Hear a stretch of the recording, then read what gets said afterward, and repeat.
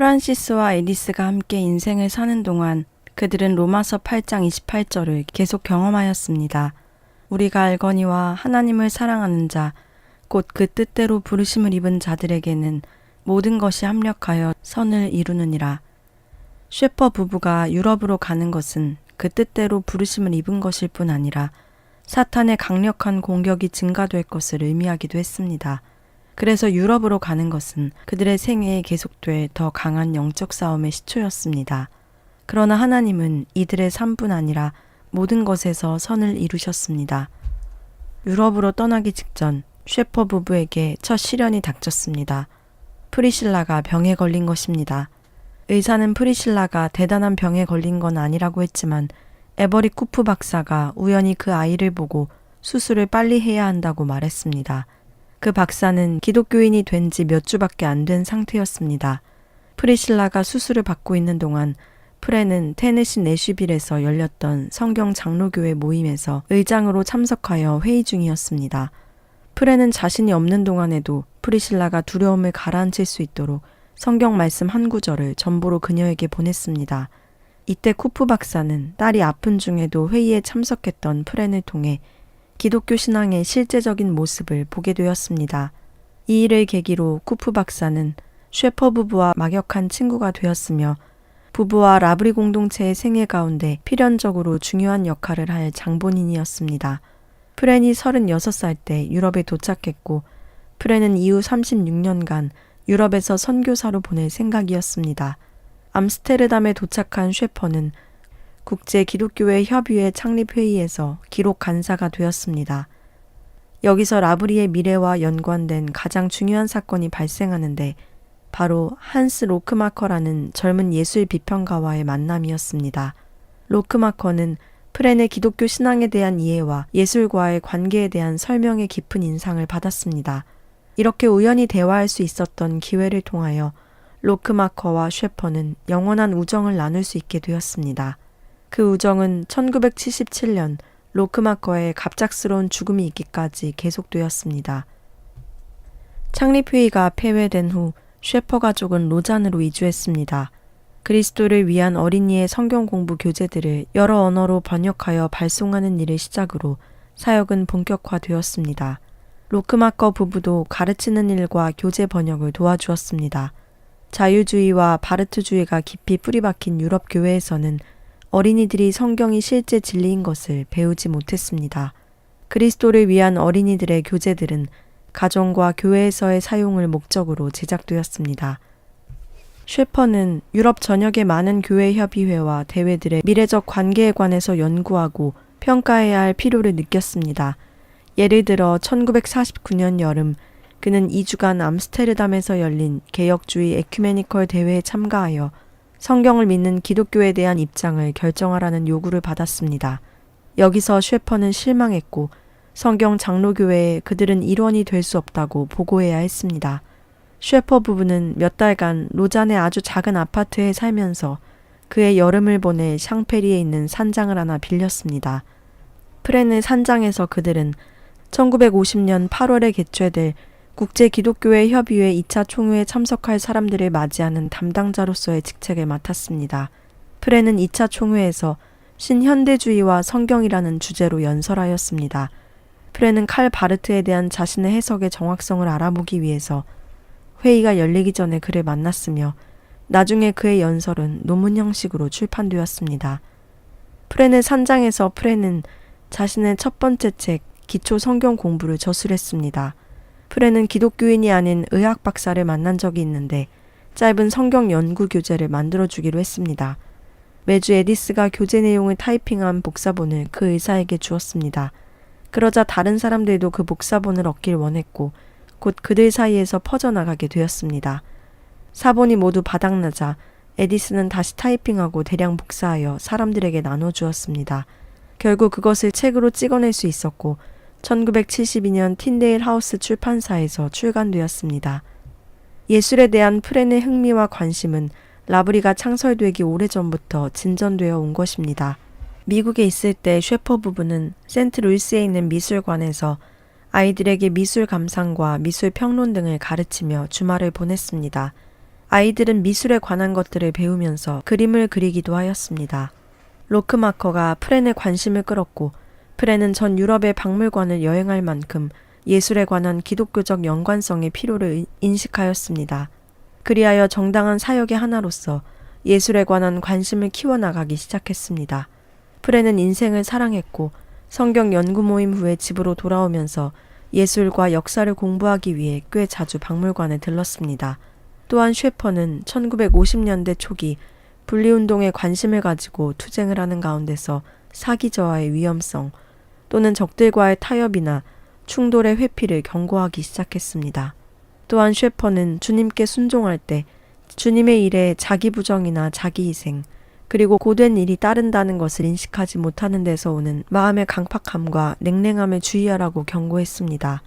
그는 진리를 위한 전투에 임한 기독교인들이 하나님께서 명령하신 사랑을 상실할 수 있는 가장 큰 위험을 보았습니다.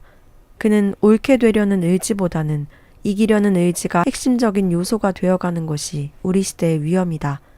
우리는 싸움에서 전의가 상실되거나 우리 안에서 사탄이 우리를 멸망시키지 못하도록 사랑의 주님께 그의 팔로 우리를 지켜달라고 매일 기도해야 한다고 기록하였습니다. 나중에 그는 진정한 영성에서 다음과 같이 썼습니다. 옳게 되려고 하는 가운데 자아를 스스로 높인다면 하나님과의 관계는 파괴되기 마련이다. 옳게 되려는 것이나 틀린 것이 틀리다고 말하는 것은 잘못된 일이 아니다. 그러나 옳게 되려는 데 있어서 잘못된 태도를 갖는 것이나 동료와의 관계에서 그를 동등한 인격체로 생각지 않는다면 그것은 잘못된 것이다. 만약 내 몸과 같이 다른 사람을 사랑한다면 나는 그가 그리스도께 근거한 일을 하기를 간절히 바랄 것이다. 왜냐하면 그것이 그리스도께 근거하여 내가 원하는 것이거나 또는 원해야 하는 것이기 때문이다. 그의 말년과 그의 전생일의 특징지었던 것이 이것입니다. 그가 죽기 1년 전 아들이 그에게 물어본 것에 대해 그는 이렇게 대답했습니다. 아버지, 우리가 이길 것이라고 생각하세요? 글쎄 모르겠다. 하지만 최소한 우리는 옳은 것을 위해 싸웠단다. 그것은 우리가 이기고 지고의 문제가 아니란다. 다만 우리가 주께 신실했고 충성을 다했고 진실하게 행했다는 것뿐이란다. 셰퍼는 평생 정의편에서 싸웠으며 하나님의 거룩함과 성경의 진리에 대한 경외감 그리고 사랑으로서 싸우려고 노력했습니다. 또한 이것은 그의 마지막 저서 위기에 처한 복음주의의 주제이기도 했습니다. 이 책은 그를 알지 못하고 기독교의 진리에 대한 그의 견해에 동의하지 않았던 사람들이 단순히 말년에 비통한 부르짖음이라고 치부한 책이기도 합니다. 죽음의 수용소 다카우에서 독일 수감자들의 탈출 4년 후인 1950년 셰퍼 부부는 그곳에 주둔하고 있는 미국 병사들의 자녀들을 위한 2주 방학 성경 공부를 위해서 다카우로 가게 되었습니다. 이때 부부는 생생한 경험을 했습니다. 그들은 현재 모든 것이 말끔히 정리되어 박물관이 된 독일 의사들이 운영하던 가스실과 고문실을 보았습니다. 전후 4년이 지나도록 여전히 난민들로 가득 차 있을 정도로 인간의 비인간성은 적나라했습니다. 셰퍼 부부는 인류에게 무슨 일이 일어났는가 라는 영화 편집을 위해서 되돌아왔습니다. 이 영화는 전 세계 많은 나라에서 정부의 허가로 행해지는 낙태, 유아살해, 그리고 안락사를 대학살과 비교해보기 위한 것이었습니다.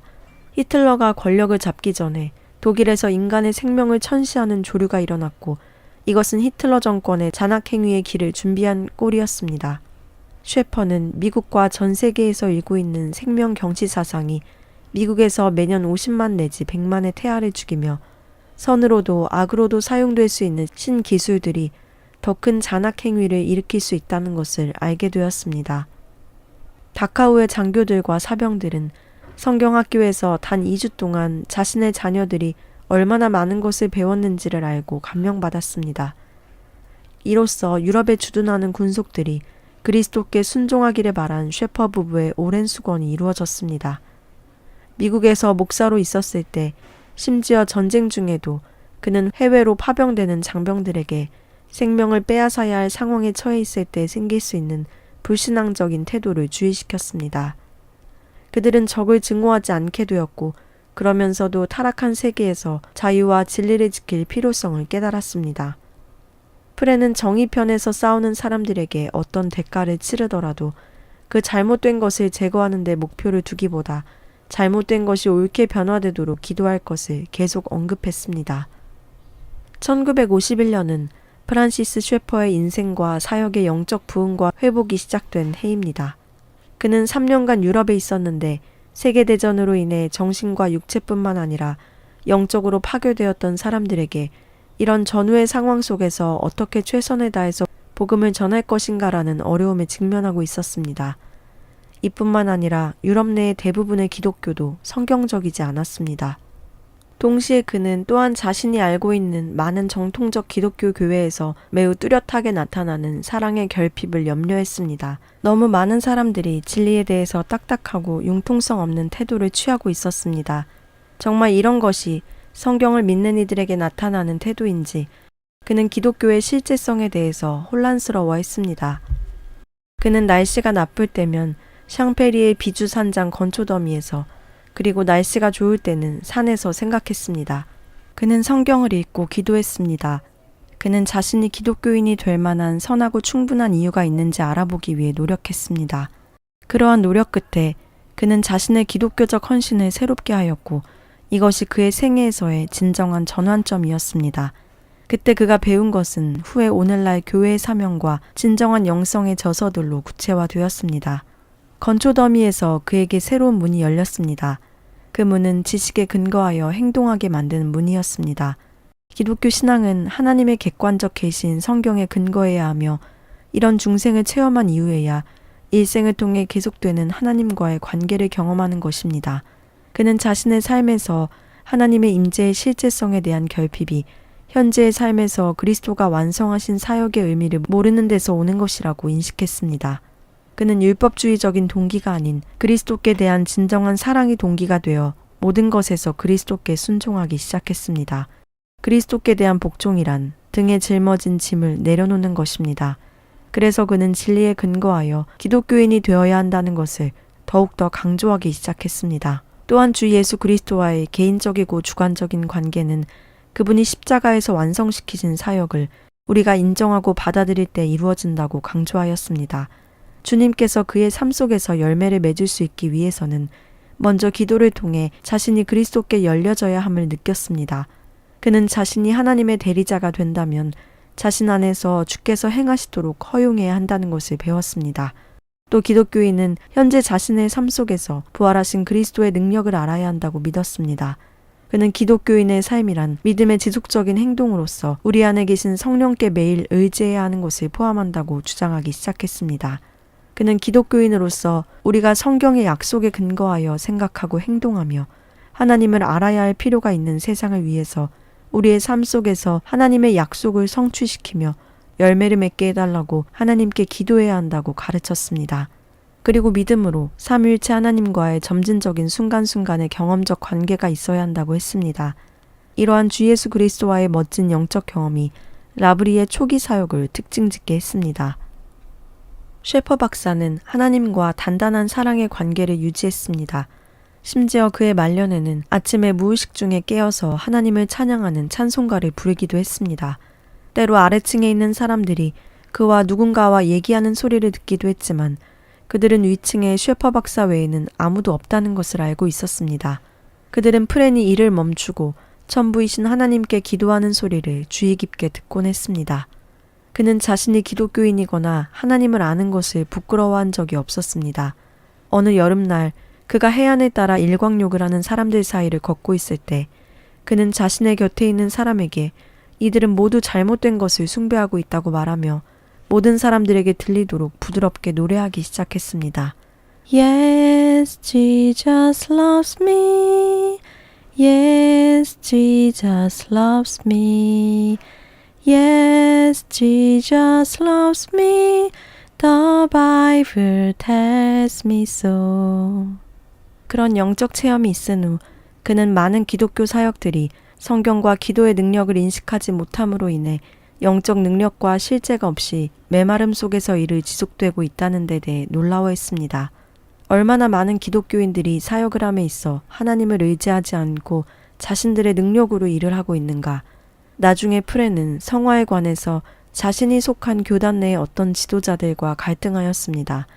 그가 발견하였던 실제에 대해 지도자들의 반발은 라브리 사역 초기에 부딪힌 문제였습니다. 1952년 프렌과 에디슨은 로마 가톨릭 교회의 영향으로 정부가 기독교인들을 상당히 박해하였던 스페인과 포르투갈에서 사역하였습니다. 그들 부부는 여전히 자유주의 신학의 영향 아래 있는 개신교도들을 보고 슬퍼했습니다. 처음부터 상당히 많은 사람들이 교회 자체 내에서 기독교 신앙을 공격하고 있었기 때문에 그들의 사역은 기독교 신앙의 진리를 위해 변호하며 거짓을 반대하는 데 대해 초점을 두었습니다. 나중에 쉐퍼 부부는 낙태를 반대하는 가톨릭 교도들과 함께하거나 기독교나 혹은 가톨릭의 사회 참여 부분에서 막스주의적 이데올로기를 배제하려는 의도에서 교황과도 연합하였는데 이러한 것들은 인류를 위해서 모든 사람들이 함께 힘을 합해야 할 부분으로 보았습니다. 그는 기독교 신앙에 대한 오류를 발견하는 곳이면 어디서든지 그것에 맞서 싸웠습니다. 1953년 쉐퍼 부부는 자신들의 선교 사역을 일시 중단하고 미국으로 돌아왔습니다. 그들은 어디서 살아야 할지 몰라서 이것을 집중 기도 제목으로 삼았습니다. 살 곳을 보여달라는 기도 중에 마치 그가 스위스에서 발코니를 걸을 때처럼 프레는 한 음성을 들었습니다. 그 음성은 너무도 분명해서 만약 다른 사람이 그와 함께 걷고 있었다면 히리스 삼촌의 집이라는 새 단어를 들을 수 있을 정도였습니다. 그는 즉시 삼촌에게 편지를 썼고 긍정적인 답을 받았습니다. 기도 중에 음성을 들었던 또 다른 경험은 하나님의 용서를 구하는 기도를 할 때였었습니다. 프레는 휴가 동안 건초더미에서 보냈던 많은 시간을 회상하여 1년의 담화를 썼습니다. 이것은 성화 1, 2, 3, 4, 5로 간단하게 제목을 붙였습니다. 이 책들은 프렌이 전에 하나님의 거룩하심을 주장하는 만큼 사랑 안에서 진리를 말해야 한다고 주장했던 때처럼 논쟁을 불러일으켰습니다. 또한 프렌은 자신들의 힘에만 의존하지 않고 그들을 통해 사역하시는 하나님의 능력에 의존해야 한다고 강조했습니다. 그는 모임에서 여러 번 오해에 직면했습니다. 그를 스위스로 되돌려보내야 하는가의 여부에 대해서 항상 말들이 많았습니다. 그는 신학교 졸업 연설을 할 때 에디슨은 그의 연설 가운데서 교파가 분열될 것이라는 엄한 경고를 느낄 수 있었습니다. 노회의 몇몇 지도자들은 그가 권력 노름을 하고 있다고 생각했습니다. 반발에 대해 그는 다음과 같이 말했습니다. 그리스도만이 하나님의 백성이 갖는 능력의 근원이다. 그리스도 말고 영적 능력인 것처럼 보이는 모든 것은 실제로 세상적인 능력이다. 프레는 1954년 5월에 하일랜드 대학에서 명예신학 박사학위를 받았습니다. 그때 북부 캐롤라이나 그린빌에서는 총회가 열려 쉐퍼 박사와 그의 입장에 대한 반대가 분명히 드러나게 되었습니다. 싸움은 벌어졌지만 쉐퍼 부부에게 그 영향이 미치지는 않았습니다. 1년 후 1955년에 교파가 분리되었고 커브넌트 대학, 커브넌트 신학교, 복음주의 장로교회와 스위스에서 라브리 공동체가 시작되었습니다.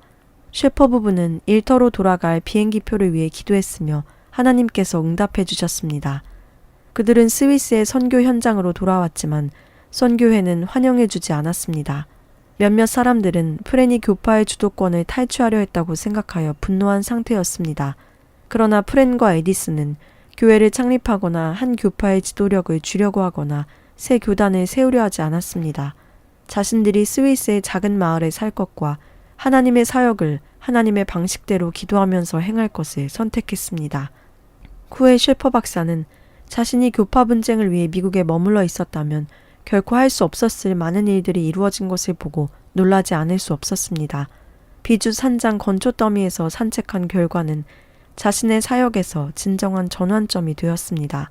1951년 건초더미에서의 체험 때부터 하나님은 말씀을 가르치는 것과 경험 모두를 통하여 쉐퍼를 인도하시기 시작했습니다. 기도 응답을 통하여 그들은 1955년 신앙사역, 곧 공식적인 후원 요청 없이 기도로 모든 후원의 응답을 받고 믿음으로만 행하는 사역의 일종으로서 라브리 공동체를 시작하였습니다. 휴가 때 미국에서 행한 5가지 연설은 나중에 진정한 영성이라는 책으로 널리 보급되었습니다. 그는 성경의 건전한 가르침과 성령의 능력 안에서 가르침의 실행으로의 회귀가 있어야 한다고 말했습니다. 쉐퍼 부부가 스위스로 돌아간 후 그들의 선교부는 기독교인의 측면에서 주님의 능력과 성령의 힘에 의지하며 사랑으로 진리를 표방하자는 프렌의 강조점에 근거하여 행동했습니다. 셰퍼 부부는 선교부로부터 자신들의 월급이 1개월에 100불씩 감봉되리라는 편지를 받았습니다. 머무를 돈도 떠날 돈도 없는 상태에서 월급이 줄어들었습니다. 더욱이 셰퍼 부부의 가르침과 사역에 반대하는 편지들이 셰퍼를 후원하는 교회들에게 보내지기 시작했습니다. 셰퍼 부부가 몇 년 동안 함께 일했던 다른 나라에 있는 기독교 단체들도 셰퍼 부부의 영향력을 경계하라는 편지를 받고 있었습니다. 셰퍼 부부는 대부분의 라브리 사역 동안, 특별히 1950년대 초에 믿음과 진리 안에서 한 번에 한 걸음씩을 걷는 것을 배우고 있었습니다. 그들은 휴가 동안 머물 장소와 스위스로 돌아갈 경비를 위해 기도했으며 즉각 응답을 받았습니다. 기도에 대한 하나님의 구체적인 응답의 지속이 초창기 라브리에 선행되었습니다. 사역을 하는 가운데 계속적으로 성경 말씀이 그들에게 용기를 주었고 이 말씀에 의지하여 그들은 마침내 라브리를 시작하게 되었습니다. 이 라브리 사역이 자신들을 향한 하나님의 뜻이며 사역하는 가운데 필요한 모든 것을 신실하신 그분께서 채우실 것을 확신할 수 있었기에 그들은 사역을 시작하였습니다. 단번의 도약은 아니지만 분명히 하나님께 전적으로 의지한 대단히 놀라운 믿음의 걸음이었습니다. 1955년 1월 에디슨은 매일 성경 읽기 시간에 이사야서를 읽고 있었습니다. 어느 날 그녀가 이사야 2장 2절에서 3절에 이르러 다음과 같은 내용을 읽게 되었습니다. 말일에 여호와의 전의 산이 모든 산 꼭대기에 굳게 설 것이요 모든 작은 산 위에 뛰어나리니 만방이 그리로 모여들 것이라. 많은 백성이 가며 이르기를 오라 우리가 여호와의 산에 오르며 우리가 그 길로 행하리라 하리니. 그녀는 하나님이 스위스산 꼭대기에 있는 라브리를 위하여 당신의 약속을 그녀에게 말하고 계심을 믿었습니다. 라브리에 관한 기도 제목으로 주어진 그 진실된 약속은 그녀와 셰퍼 박사가 앞으로 겪을 많은 어려움과 시험에서 그들을 지탱시켰습니다. 성경을 읽으며 기도 응답을 받고 기도를 갈등 가운데 견딜 힘을 얻었습니다. 에디슨은 테피스트리에서 기도에 대해 이렇게 기록하고 있습니다. 기도는 순간순간 우리가 합당한 선택을 할 수 있게 하는 통로이다. 하나님은 여러 가지 이유로 이러한 통로를 우리에게 주셨다. 그중 하나는 주님의 이름과 성령의 능력 안에서 아버지를 의지하는 우리의 기도가 계속 사탄의 얼굴을 강타한다는 것이다. 라브리에서의 토론들과 수년 동안의 그룹 토의에서도 셰퍼 박사와 에디슨은 조직들과 어떤 개인에 관해서는 토론하지 말아야 한다고 고집했습니다. 이런 생각은 셰퍼 박사가 교파 갈등으로 겪었던 고통스러웠던 시간 때문이었습니다. 그는 죄인들과 함께 생각하려고 노력하였고 그들이 그리스도의 완성된 사역을 신앙의 빈손으로 받아들일 수 있도록 그들의 이성에 호소하였습니다. 그 싸움은 참 진리를 위한 것이었습니다. 라브리로 온 사람들은 사람들을 범주화하지 않으며 셰퍼 부부가 이 사람이나 저 집단은 틀리다고 생각한다고 말한 데 대해 책임을 느끼지 않으면서 조직들이나 어떤 사람의 사상을 분석하는 방법을 배울 필요가 있었습니다. 토론의 주제는 제한이 없었습니다.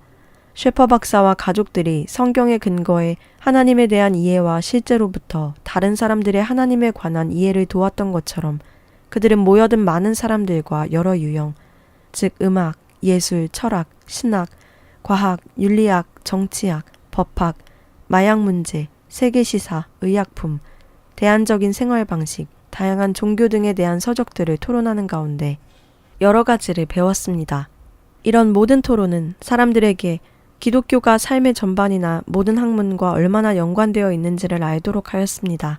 기독교 신앙은 삶과 동떨어져 있거나 관련이 없는 것이 아닙니다. 새로 기독교인이 된 사람과 전부터 기독교인이었던 사람 모두가 언제 어디서건 진리 가운데 서도록 부름받았습니다. 그들은 다른 사람에 대한 사랑과 거룩하신 하나님께 대한 존경심으로 잘못된 사상과 행동들에 대항하도록 배웠습니다. 그들은 살만한 편안한 집을 짓는 것보다 다른 사람들이 기독교 신앙을 배움으로 그들이 기독교인이 되게 하는 데 힘썼습니다. 셰퍼 박사는 세상의 영은 사탄, 아담과 이브의 타락으로부터 존재하였다. 피조물은 창조주로부터 독립적이길 원한다. 이 세상의 영은 각 세대에 각기 다른 형태를 취한다. 우리는 우리를 둘러싸고 있는 세상의 영에 의해 침투당할 수 있다고 경고했습니다. 그는 자신들의 세대에서 세상에 영이 취하는 형태를 인식할 수 있는 법을 사람들에게 가르쳐 주길 원했습니다. 그래서 그들은 그 침투에 저항하며 다른 사람들이 그것에 대항하도록 도울 수 있었습니다. 공식적인 단체를 구성하였던 라브리의 첫 회원들은 조지 H. 세빌, 조지 엑상리, 프란시스와 에디스 셰퍼 이렇게 4명이었습니다. 자녀들 또한 라브리 사역을 공동으로 맡은 식구로서 중요한 멤버였습니다. 그들은 기도하면서 라브리를 시작하기 위한 결정을 하였습니다. 1949년 초기에 셰퍼 부부는 서로 다른 배경을 가진 학생들에게 기독교에 관해서 이야기하고 있었습니다. 조로아스터교 신자들, 불교도, 힌두교도, 무신론자, 불가지론자, 자유주의 기독교인, 로마 가톨릭 신자들과 다양한 반기독교적 그리고 기독교적 관점의 소유자들이 그들의 문턱을 드나들었습니다. 이 학생들은 세계 도처, 즉 하이티, 아르헨티나, 캐나다, 영국, 스코틀랜드, 미국, 그리고 스칸디나비아 반도 국가들에서 모여들었습니다. 에디스가 라브리에 관한 기도의 응답을 받았을 때부터 1955년 6월 공식적으로 라브리가 설립될 때까지 그리고 그 후에도 어려운 시기를 보냈습니다. 사탄은 그들을 계속적으로 공격하였습니다. 그러나 사탄에게 악한 일은 하나님께 선한 것이기에 그들은 선함을 위해서 일하였습니다. 이사야 선지자의 말씀을 통한 하나님의 약속에 힘입어 에디스는 그 어려운 일들을 영적 싸움의 일부로 여겼습니다. 1955년 2월 14일 프렌과 에디스는 공식적으로 스위스를 떠나야 한다는 통보를 받았습니다. 그들은 샹페리에서 종교적인 영향력을 행사하고 있었습니다. 셰퍼 부부는 2년간 샹페리로 돌아오는 것이 금지되었습니다. 다시 말해 그들은 정부의 알 수 없는 명령에 의해서 스위스에서 집을 잃은 것입니다. 그러나 기도의 놀라운 응답으로 그들은 위에모 마을의 멜레제 산장을 살 수 있게 되었습니다. 주님은 기적적으로 마감날까지 지불해야 할 보증금 전액을 공급해 주셨습니다. 산장을 구입한 후 겨우 3달러만 남았습니다. 이 놀라운 응답으로 부부는 선교부에 편지를 보내서 사직할 용기를 얻었습니다. 그들은 하나님의 도우심으로 정부가 이주 명령 마감날로 잡은 4월 1일까지 위에 산장으로 이주하여 집주인이 정해놓은 5월 30일에 집을 구입할 수 있었습니다. 라브리는 프리실라와 함께 1955년 5월 6일 실제적으로 시작되었습니다. 그녀는 많은 질문을 가진 대학생이 되어 집으로 돌아왔고 이와 함께 사람들의 유입이 시작되었습니다. 라브리는 실제적이고 진지한 질문을 품고 있는 사람들의 영적인 피난처가 되었습니다. 선교부로부터 사직하여 급료를 포기한 셰퍼 부부는 우리의 삶과 일을 통해 하나님의 임재하심을 증거하려는 소망으로 라브리 사역을 시작했습니다. 그들은 주의 깊은 생각과 기도로 라브리를 시작했기 때문에 성공했습니다. 성경의 가르침과 일치되는 분명하게 정해진 목표와 목적들을 가지고 일을 시작했습니다. 그리고 스스로를 높이지 않고 하나님께 감사하며 그분의 은혜를 강조했습니다. 그들은 다른 사람들과의 관계에 있어서 권위주의자가 되려 하지 않았고 진행하는 과정에서 천천히 그리고 기도가 충만한 가운데 변화를 야기시켰습니다. 라브리의 목적은 우리의 삶과 사역 가운데서 하나님의 존재를 행동으로 보여주는 것이었습니다. 그들은 이 목적을 달성하기 위한 구체적인 방법들을 만들었습니다. 첫째, 돈을 요청하기보다는 하나님께 물질적 필요를 공급해 주시기를 기도했습니다. 둘째, 하나님이 라브리로 오게 하길 원하는 사람들을 보내달라고 기도했으며 셋째는 그들 스스로 일을 계획하기보다는 매일매일 주의 인도하심을 구했습니다. 마지막으로 그들은 자신들과 함께 일하고자 하는 사람들을 보내달라고 기도했습니다. 1955년 11월 셰퍼 박사는 라브리로 오는 미국 병사들과 함께하게 되었습니다. 그는 실존주의자와 인본주의자, 로마 가톨릭교도, 자유주의적 개신교도, 그리고 다방면의 철학적이고 신학적인 사상을 가진 많은 사람들을 만났던 로잔 대학교로 갔습니다. 1957년경 그는 바젤의 의사들과 대학생들을 가르쳤고 겨울에는 너무 많은 사람들이 위에모로 왔기 때문에 그 사람들을 위해서 보시대 산장을 임대할 필요가 있었습니다. 이듬해 그들은 후에 영국 라브리가 된 런던 사역을 시작하였습니다. 그리고 크리스마스 연휴 동안 캠브리지, 옥스퍼드, 그리고 센트 앤드류 대학교의 학생들이 스위스 라브리로 왔습니다. 그들 중 한 명이 라날드 맥컬리였습니다. 그는 라브리의 파렐하우스 연구소의 최초 학생들 중 하나가 되었습니다. 후에 그와 수잔 셰퍼 맥컬리는 영국에서 20년간 사역한 후에 위에모로 이주하여 셰퍼 박사가 숨진 후 국제 라브리 회장이 되었습니다. 성공한 작가로서 수잔은 자신의 부친의 관점에서 많은 책을 저술했습니다. 라브리 설립과 같은 때에 사팽산장은 채식주의 힌두교도들의 예배처소로 사용되고 있었습니다. 그러한 상황과 그곳에서 가르친 사상들로 인해 잘못 인도된 사람들을 위해서 집중적으로 기도했습니다. 결국 그 집의 여주인은 심각한 공포와 불안 속에서 죽었습니다. 그리하여 사팽산장은 1960년대 중반에 라브리의 한 부분이 되었습니다. 1950년대 말과 1960년대 초에 프레는 세계를 순회하며 연설하기 시작했습니다. 그는 영국, 스코틀랜드, 웨일즈, 아일랜드와 미국을 돌아다니면서 중요한 종합대학교와 단과대학에서 연설하였습니다. 대학에서 그는 합리적으로 기독교를 이야기할 수 있는 유능한 사상가였습니다. 캠브리지에서 그는 공개적으로 한 인본주의자와 토론하였습니다. 군중들은 토론에서 프렌이 아주 쉽게 논쟁에서 이길 것이기 때문에 그 인본주의자는 당황할 것이라고 생각했습니다. 셰퍼 박사는 그때 다시는 논쟁하지 않기로 결심했습니다. 그는 논쟁에서 이기려는 것보다는 차라리 토론에서 한 사람을 구원하고자 했습니다. 몇 년 후 셰퍼 박사는 제임스 파이크 주교와 공적 토론을 가졌고 토론 후 파이크는 셰퍼 박사를 다시 만나기 원했습니다. 그를 만난 파이크 주교는 자신이 기독교인이 된 후 신학교에 입학하게 되었는데 거기서 그는 믿음을 잃었다고 말했습니다.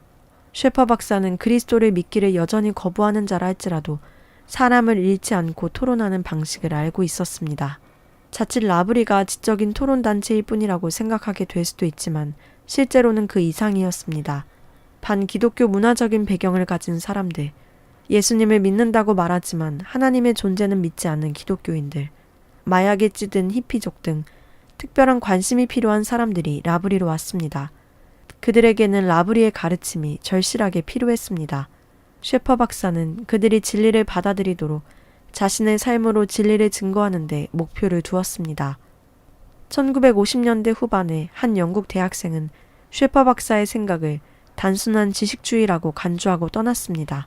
10년 후 그 학생은 아프리카의 선교지에서 내적 갈등으로 어려움을 당했습니다. 그때 셰퍼 박사의 첫 번째 책이 그의 손에 들어왔습니다. 스위스의 선교 현장에서 생생하게 쓰여진 셰퍼 박사의 책이 아프리카 선교지에서 겪은 딜레마의 해답이 된 것입니다. 세계 도처에 있는 사람들을 돕기 위해 셰퍼의 실제적인 지침들이 그들로 하여금 기독교인이 되게 하였고 지속적인 기독교인의 삶을 살게 했습니다. 셰퍼 박사는 결코 책상에만 앉아서 새로운 이론을 생각해내려고 노력하거나 토론을 위한 토론을 하지 않았습니다. 그 대신 그는 영적 싸움의 선두에 서서 다양한 삶을 사는 사람들과 이야기하면서 훈련을 받았습니다. 그는 대부분의 사람들이 동일한 기본적인 문제들로 해서 고통을 겪고 있다는 것을 발견하였습니다. 이러한 이유로 그의 저서는 다양한 문화와 배경을 가진 특히 사고하는 비기독교인들과 세계 도처의 사람들에게 큰 효력을 발휘했습니다. 셰퍼 박사는 계속 스위스에 남아서 주님께 자신을 돕도록 선택된 사람들을 보내달라고 기도하면서 스위스 작은 산장에서 무명으로 남아있기를 원했습니다. 그러나 하나님께서는 셰퍼 박사에게 스위스의 작은 산장으로 도움을 받으러 갈 수 없는 세상에 있는 하나님의 사람들을 생각하는 마음을 주셨습니다. 그때 하나님은 큰일을 담당하는 데 필요한 지도자를 보내주셨습니다. 그의 이야기를 복사해달라는 사람들의 요청으로 셰퍼 박사의 첫 번째 책이 출간되었습니다. 1965년 미국 대학생들에게 그가 한 이야기들은 존재하시는 하나님이라는 제목으로 출판되었습니다. 곧 이어 이성에서의 도피와 도시에서의 죽음이 출판되었습니다. 그의 책을 읽은 사람들이 전 세계에서 편지를 보내왔는데 심지어 세네갈 대통령도 편지를 보냈습니다. 1971년 12월 몬테카를로에 있는 트랜스월드 라디오를 통해 라디오 대담이 시작되었습니다. 이 방송은 전 유럽과 철의 장막을 넘어서 근동지방과 북아프리카까지 도달했습니다. 이 이야기를 들은 더 많은 사람들이 라브리로 왔고 그 이야기들의 일부는 책으로 출판되었습니다.